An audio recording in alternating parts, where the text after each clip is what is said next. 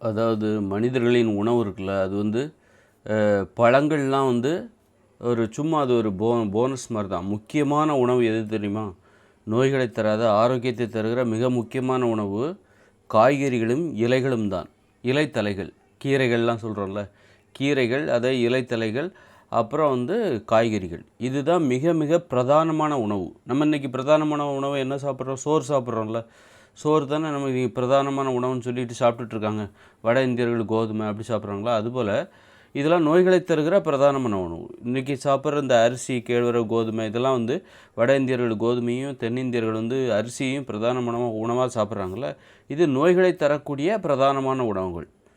அப்போ ஆரோக்கியத்தை தருகிற உணவில் எது பிரதானமானது அப்படின்னா, ஆரோக்கியம்தான் வேணும், நோய் வரக்கூடாது அப்படின்னா அரிசி, கேழ்வரகு, கோதுமை இதெல்லாம் நம்ம சாப்பிடக்கூடாது. உப்பெல்லாம் சாப்பிடவே கூடாது. உப்பு போட்டு சமைக்கவே கூடாது. மாமிசம், மீன், முட்டை இதெல்லாம் சேர்த்துக்கவே கூடாது. அப்போது ஆரோக்கியத்தை தருகிற பிரதானமான உணவு எது? தினசரி சாப்பிட வேண்டிய உணவு எது அப்படின்னா, தினசரி சாப்பிட வேண்டிய உணவு அப்படிங்கும்போது அதில் வந்து காய்கறிகள், இலைத்தலைகள், இந்த ரெண்டும் தான். இதை மட்டும் சாப்பிட்டா போதும். நோய்கள்லாம் இருக்கிற நோயெல்லாம் காணாமல் தலைதறிச்சு ஓடி போயிடும். பச்சையாக சாப்பிட்ணும். அதனால் வந்து எல்லா பிரச்சனைக்கும், செரிமான குறைபாடு, குடலில் புண்ணு, அல்சரு எல்லாத்துக்கும் பார்த்திங்கன்னா பச்சையாக காய்கறிகளை சாப்பிடுங்க, இலைத்தலைகளை சாப்பிடுங்க. பிரதானமான உணவு. பழங்கிறது வந்து ஒரு பழங்கிறது வந்து அப்புறமா தான், அதன் பிறகு தான் இது. ஏன்னா பழம் வந்து உங்களுக்கு எல்லா நாளும் கிடைக்காது. காய்கறிகள் வந்து உங்களுக்கு ஒரு காய் இல்லைனாலும் இன்னொரு காயை நம்ம வந்து உற்பத்தி பண்ணிக்கலாம்.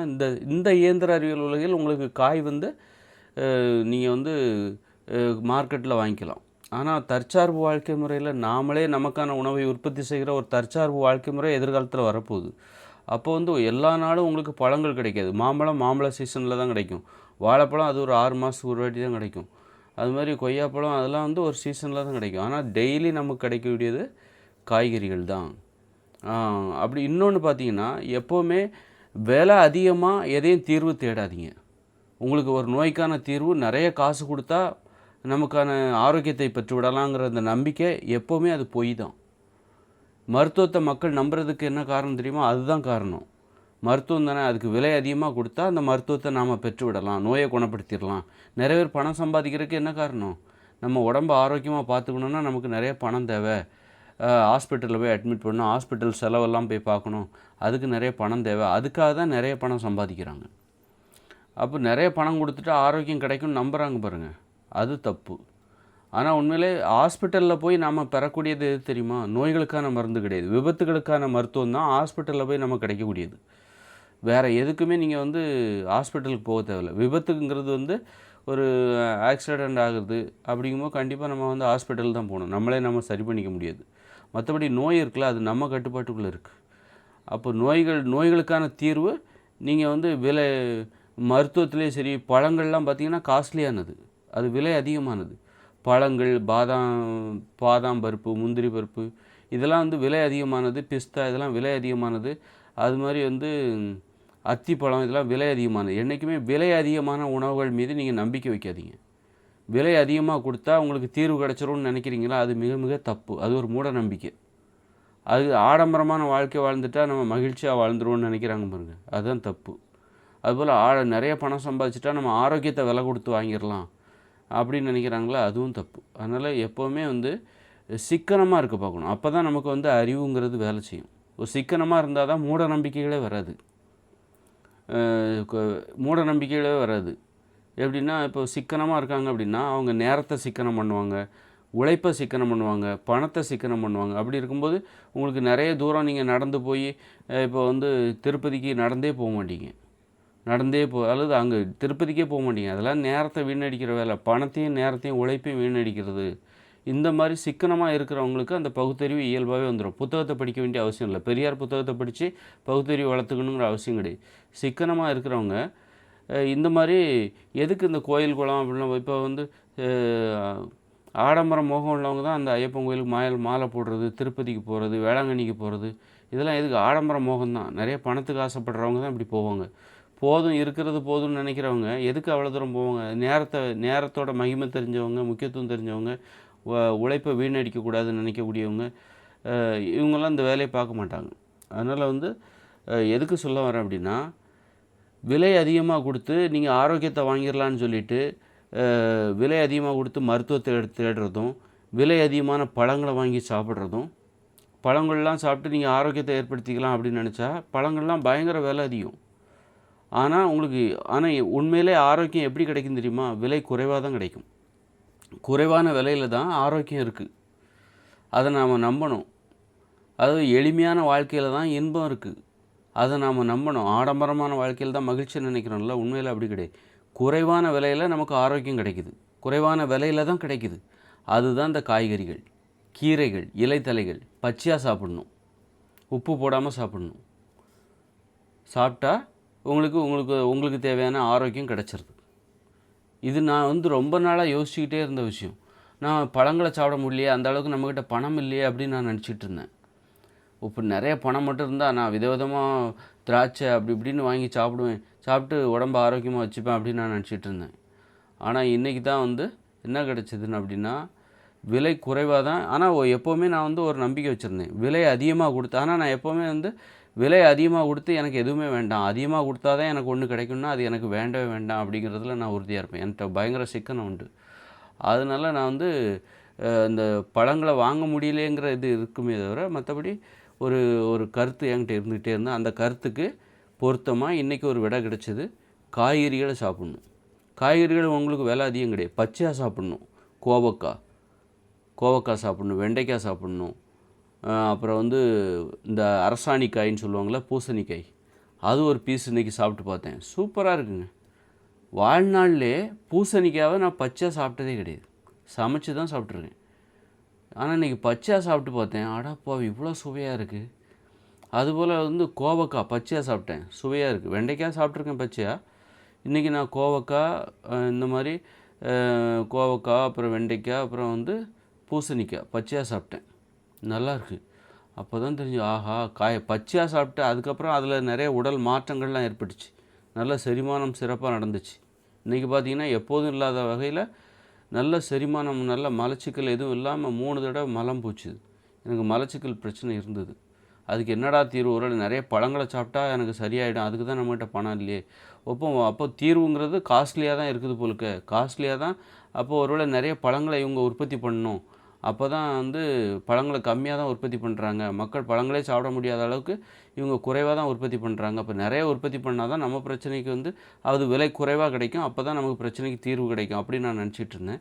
கடைசியில் பார்த்தா என்னுடைய கருத்து பிரகாரம் என்றைக்குமே விலை அதிகமாக போய் தீர்வை தேடக்கூடாது அப்படிங்கிற அந்த கருத்து பிரகாரம் காய்கறிகள்லேயே உங்களுக்கு தீர்வு இருக்குது. காய்கறிகள், இலைத்தலைகள், கீரைகள் பச்சையாக சாப்பிடுங்க, உப்பு சேர்க்காதீங்க.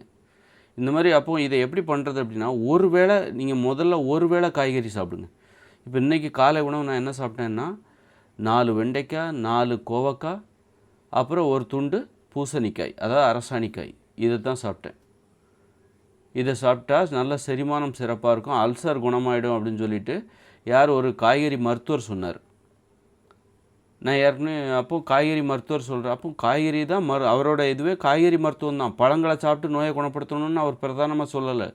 அவர் முக்கியமாக காய்கறிகள்லேயே மருத்துவம் இருக்குது. குடல் வந்து இந்த உப்பு புளி காரம்லாம் சாப்பிட்டு அந்த குடலெல்லாம் அரிச்சு போயிருக்கும், புண்ணு வந்திருக்கும். அதனால் அந்த குடல் ஒழுங்காக வேலை செய்யாது. அதில் வந்து அந்த புண்ணு வந்துச்சுன்னா கெட்ட நீர் வடியும் அப்படின்னு நான் தனியாக ஒரு வீடியோ போட்டிருக்கேன். அதனால தான் வந்து இந்த மலச்சிக்கல், செரிமான குறைபாடெல்லாம் ஏற்படுது. அல்சர்னால் தான் எல்லாத்துக்குமே அந்த அல்சர் இருக்குது. மலச்சிக்கல் உள்ளவங்களுக்கு அந்த அல்சர் இருக்கும். அதில் அந்த புண்ணாக இருக்குது, குடல் எல்லாம் வாயிலிருந்து அந்த உணவு குழல், இரைப்பை, அப்புறம் மலக்குடல், சிறுகுடல், பெருங்குடல் முதல்னு சொல்லி எல்லாத்துலேயும் புண்ணு இருக்குது. புண்ணில் வந்து கெட்ட நீர் வடியுது. அதனால தான் வந்து தவறான அந்த செரிமானமே நடக்க மாட்டேங்குது அப்படின்னு நான் வந்து ஏற்கனவே சொல்லியிருக்கேன். அப்போ அதற்கு தீர்வு தான் இந்த காய்கறி மருத்துவம் அப்படிங்கிற மாதிரி. உப்பு புளி காரம் தான் வந்து புண்ணுக்கு காரணம் அப்படிங்கிறதும் நமக்கு ஏற்கனவே தெரியும். அப்போ அதற்கு தீர்வு இந்த காய்கறி, இந்த குறிப்பிட்ட இந்த 3 காய்கறி.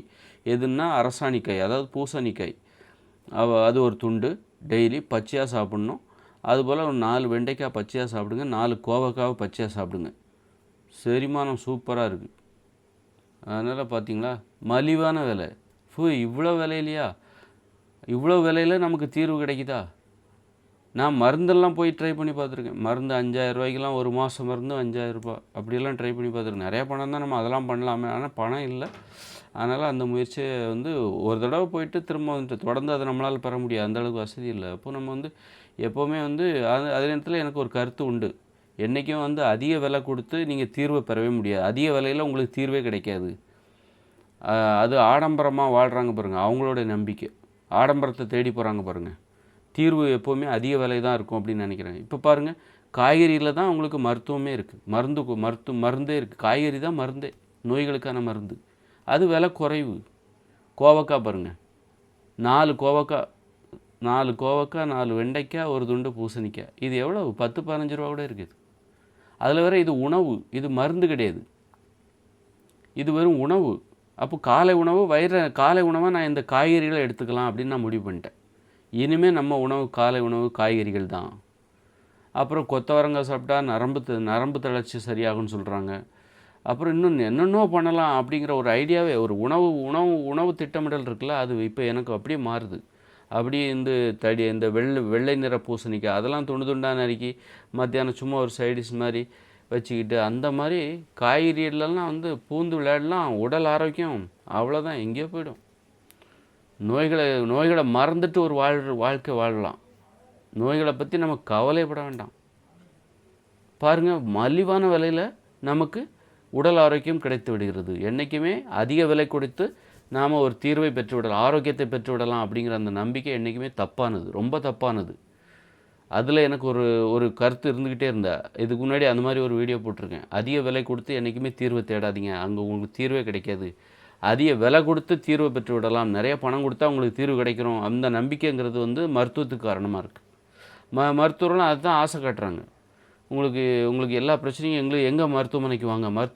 நீங்கள் என்ன நினைக்கிறீங்க? நிறைய பணம் இருந்தால் நமக்கு ஆரோக்கியத்தை பெற்றுலாம் நீங்கள் நினைக்கிறீங்க. அதுபோல் மருத்துவர்களும் உங்களை புரிஞ்சுக்கிட்டு இங்கே வாங்க, 1 லட்சம் தான் அப்படின்னு சொல்லிட்டு 1 லட்சம் 2 லட்சம் உங்களுக்கு தீர்வு கிடைச்சாச்சு அப்படின்னு சொல்லிட்டு அவங்களும் காத்திருக்காங்க. அதனால் அவங்ககிட்ட மாட்டிக்கக்கூடாதுன்னா எளிமையான வழியில் தீர்வை தேடுங்க. எளிமையான வழியில் தான் தீர்வே இருக்குது. செலவு மிக மிக குறைவான வழியில் தான் உங்களுக்கு தீர்வே இருக்குது. அதனால் காய்கறிகள், இலைத்தலைகள், மணத்தக்காளி கீரை, கருவேப்பிலை சாப்பிடுங்க. அப்புறம் வந்து கொத்தமல்லி தழை சாப்பிடுங்க. டெய்லி 4-5 காய்கறி, ஏதாவது மார்க்கெட்டுக்கு போங்க, 4-5 காய்கறி, கேரட்டில் ஒரு துண்டு, அப்படி கொத்தவரங்காய், அப்படி வெண்பூசணி, அப்புறம் வந்து கோவக்காய், அப்புறம் பார்த்திங்கன்னா பூசணிக்காய், இப்படி டெய்லி ஒரு 4-5 காய்கறியாவது நம்ம வந்து அப்பப்போ சாப்பிட்றது அந்த மாதிரி ரொம்ப ஈஸி தான். அந்த மாதிரி ஒரு வழக்கம் வந்துச்சுன்னு வச்சுங்க, எங்கேயோ போய்டும். உடல் பருமன்லாம் குறைஞ்சிரும். ஆனால் சோறு, அரிசி, கேழ்வரகு, கோதுமை இதெல்லாம் சாப்பிடக்கூடாது. இது வந்து இந்த காய்கறிகளுக்கு, பச்சை காய்கறிகளுக்கு எதிரான உணவு, எதிரி. 2 பேர் கூட நீங்கள் பழகக்கூடாது.